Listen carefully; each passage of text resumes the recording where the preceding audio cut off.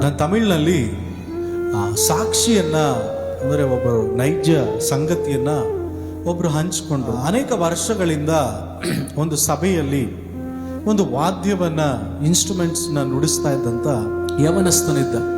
ಅವರ ಕುಟುಂಬದ ವಿಶೇಷತೆ ಏನಂದ್ರೆ ಪ್ರತಿ ಭಾನುವಾರ ಎಲ್ಲರೂ ಬರೋದಕ್ಕಿಂತ ಮುಂಚಿತವಾಗಿ ಆ ಹುಡುಗ ಬಂದು ಇನ್ಸ್ಟ್ರೂಮೆಂಟ್ಸ್ನೆಲ್ಲ ಅರೇಂಜ್ ಮಾಡಿ ಅದನ್ನ ನುಡಿಸುವಂತ ಒಂದು ವಾಡಿಕೆ. ಹಾಗೆ ಕಾಲಗಳು ಕಳೆದ ಹಾಗೆ ಒಂದು ದಿವಸ ದಿಢೀರ್ ಅಂತ ಆ ಹುಡುಗ ಬರಲಿಲ್ಲ, ಇನ್ಸ್ಟ್ರೂಮೆಂಟ್ಸ್ ಅರೇಂಜ್ ಮಾಡ್ಲಿಕ್ಕೆ ಬರಲಿಲ್ಲ, ವಾದ್ಯ ನುಡಿಸ್ಲಿಕ್ಕೆ ಬಂದಿಲ್ಲ.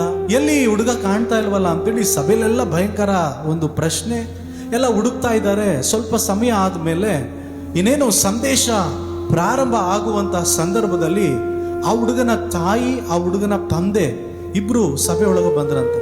ಸಭೆಯೊಳಗೆ ಬಂದು ಈ ಅನೌನ್ಸ್ಮೆಂಟ್ ಮಾಡುವವರ ಹತ್ರ ಒಂದು ಚೀಟಿಯನ್ನ ಬರೆದು ಅವ್ರ ತಾಯಿ ಕಳಿಸಿದ. ಅನೌನ್ಸ್ ಮಾಡುವವರು ಆ ಚೀಟಿಯನ್ನ ನೋಡಿದಾಗ ಅವರಿಗೆ ಭಯಂಕರವಾದಂತ ಆತಂಕ, ಭಯಂಕರವಾದಂತ ಶಾಕ್ ಆಯ್ತಂತೆ. ಏನಂದ್ರೆ ಈ ಸಭೆಯಲ್ಲಿ ಇಷ್ಟು ವರ್ಷಗಳಿಂದ ವಾದ್ಯ ನುಡಿಸ್ತಾ ಇದ್ದಂತ ಆ ಹುಡುಗ ಮುಂಜಾನೆ ಮೃತಪಟ್ಟು ಬಿಟ್ಟಿದ್ದಾನೆ. ನೀನು ನಿನ್ನ ಮಗ ಸತ್ತೋಗಿದ್ರೆ ನಿನ್ನ ಮಗನನ್ನ ಯಾರು ನೋಡ್ಕೊಳ್ತಾ ಇದ್ದಾರೆ ಮನೆಯಲ್ಲಿ? ಮಗನನ್ನ ಬಿಟ್ಬಿಟ್ಟು ನೀನ್ ಯಾಕಮ್ಮ ಚರ್ಚೆಗೆ ಬರಕ್ ಹೋದೆ ಅಂತೇಳಿ ಕೇಳಿದ್ರಂತೆ. ಆಗ ಸಹೋದರಿ ಸಭೆ ಮುಂದೆ ಹೇಳಿದ್ಲಂತೆ, ಅಲ್ಲಿ ಪ್ರಾಣ ದೇವರ ಬಳಿಯಲ್ಲಿ ಹೋಗಿದೆ, ಆದರೆ ಆರಾಧನೆಯ ಸಮಯದಲ್ಲಿ ನನಗಿಂತ ಮುಂಚೆ ಯೇಸು ಬಂದು ಇಲ್ಲಿ ನಿಂತಿರ್ತಾರೆ. ಯೇಸು ಸಭೆಯಲ್ಲಿದ್ದಾನೆ. ನನಗೂ ಮುಂಚೆ ದೇವಾಲಯದಲ್ಲಿ ಆರಾಧನೆಗೆ ಅರ್ಹನಾದ ಯೋಗ್ಯನಾದಂತ ದೇವರಿದ್ದಾನೆ.